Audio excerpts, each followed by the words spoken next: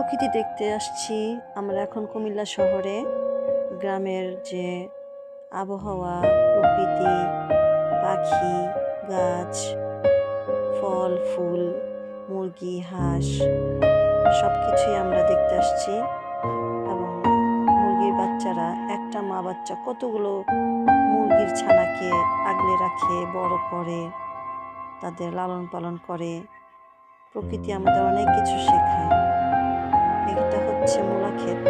মূলা ক্ষেতের ফুলগুলো হচ্ছে সাদা। ইনশাল্লাহ আগামীকালকে আমরা শস্য খেতে যাব এবং হলুদ ফুল দেখব এবং আপনাদেরকে দেখাবো।